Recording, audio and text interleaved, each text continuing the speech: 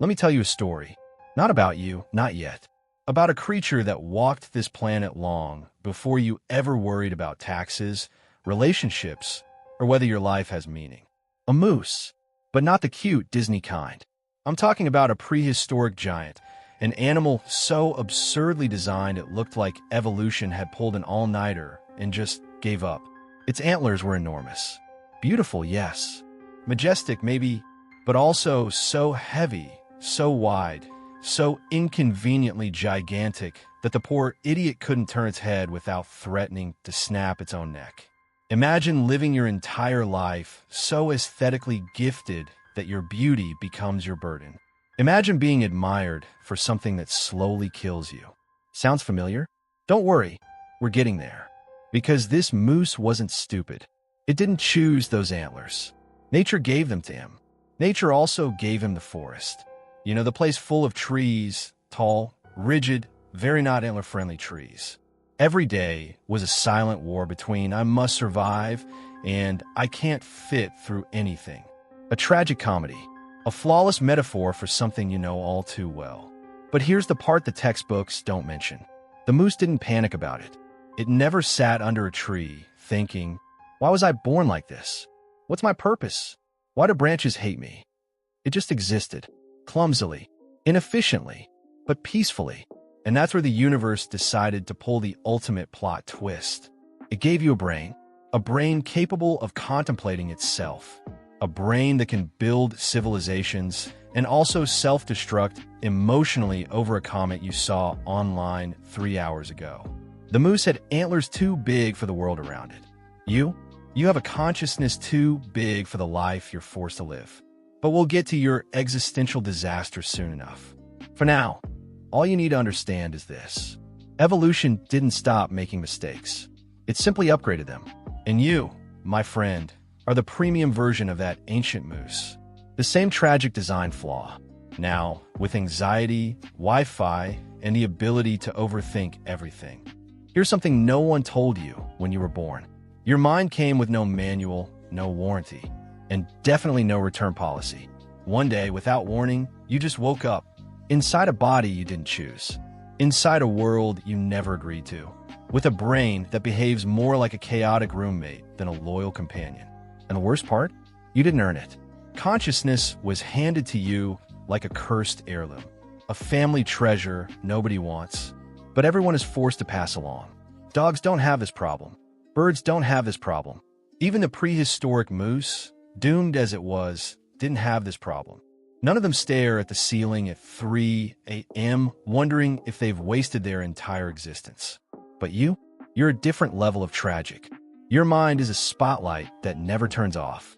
It shines on every insecurity, every memory, every mistake, every fear. It turns tiny problems into existential hurricanes. It whispers questions you can't answer and truths you don't want to face. And yet, you walk around pretending it's fine. Pretending you're normal, like everyone else isn't quietly drowning in their own skulls. But here's the cosmic joke. Your anxiety, your thinking, your constant self-analysis, none of it means you're broken. It means you evolved too far. The moose died because its antlers became too large. Humans suffer because their minds did the same. You're the universe glitching. Your awareness in a species that wasn't built to handle awareness.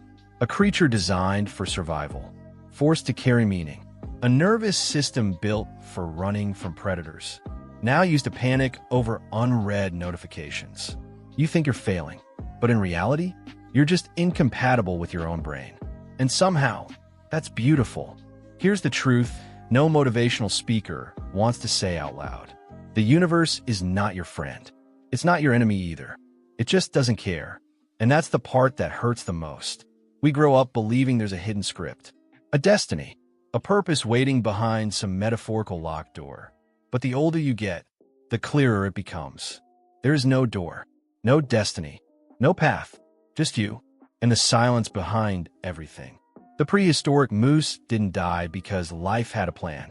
Its antlers didn't grow according to some spiritual prophecy. It simply evolved in the wrong direction, until its own body became a prison. And human beings aren't that different. We build emotional antlers. Huge, heavy, elaborate structures inside our minds. Overthinking, guilt, romantic fantasies, expectations, fear of failure, fear of success, fear of being seen, fear of being forgotten.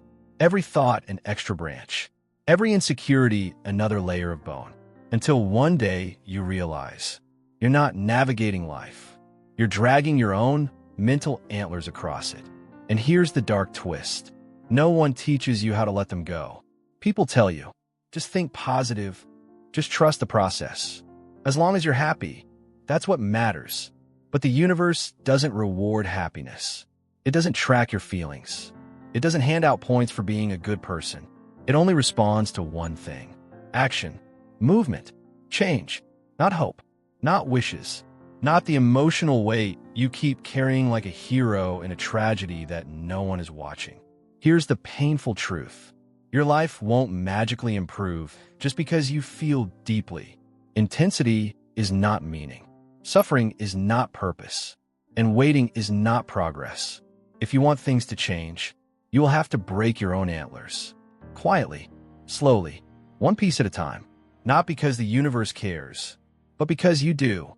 And that's where the Real story begins. Imagine this. You're walking through a forest. The air is cold, the ground is soft, and everything seems peaceful. Et que vous percebe, algo estranho. Every time you turn your head, something heavy pulls your neck back. You try to walk faster, but the branches keep catching. Not on your clothes, but on something growing out of you. You reach up, and your fingers touch bone. Long, heavy, curved. Your own antlers. At first, they were small. Cute, even. The kind of worries people laugh about. I wonder what they think of me. Maybe I should have said something different. I don't want to disappoint anyone. But as you grew, your antlers did too. A fear added here. An insecurity shaped there. A memory sharpened into a spike. A humiliation stretched into a whole new branch. Now the forest hasn't changed. You did. And suddenly everything that used to be simple becomes exhausting. Taking a risk? Your antlers get stuck. Trying something new? They scrape the ceiling. Want a love album de verdade? They hit the other person before you even get close. You're not failing because you're weak. You're failing because you're navigating life with 20 kilos of psychological bone on your head. And here's the darkest part. You got so used to the weight that you forgot it was there. You just assumed life was supposed to feel this heavy, that happiness was supposed to be rare, that existence was supposed to be tiring. Until one day, something inside you whispers, what if it's not life that's heavy? What if it's just your antlers? That's the moment, the crack in the illusion, the first spark of rebellion inside the existential darkness. But here's the twist. You can't saw off your antlers in one swing. They're not physical, they're emotional fossils. Each one representing a moment you never processed. The only way to break them is to understand them, to trace each branch back to the moment it grew, to confront the memory, the belief, the wound that shaped it, not to erase it, but to stop letting it steer your life. This is the beginning of self-awareness, the dangerous, painful, liberating kind. The moment you stop walking like a trapped animal and start thinking like a human, who finally realizes, I don't have to carry this forever. Here's where things get uncomfortable, because in this part, we're forced to consider a possibility so disturbing that even philosophers would pretend they didn't hear it. What if the moose is the only creature that actually sees reality as it is? Think about it. Humans move through life half asleep, hypnotized by routines, notifications, expectations, and the constant need to pretend everything is fine. We distract ourselves so we don't have to think. But the moose? The moose doesn't escape. The moose faces existence directly, without filters, without lies, without a to-do list app telling him who to be. And the more you watch him, the more you realize he doesn't walk through the forest. He wanders through the existential void like someone who already accepted that nothing makes sense. That empty stare? Not stupidity, not confusion. It's enlightenment, the kind that hurts. Because once you accept that life has no inherent meaning, you don't panic. You don't cry in your bathroom. You just keep walking exactly like the moose does. Maybe that's why he moves so slowly. Not because he's relaxed, but because he knows there's nowhere to go. Every path leads to the same place. Every choice is just a different flavor of the same absurdity. And here's the twist that hits hardest. The moose isn't lost. We are. We're the ones desperately searching for purpose, achievement, validation, while the moose simply exists. Fully, honestly, brutally.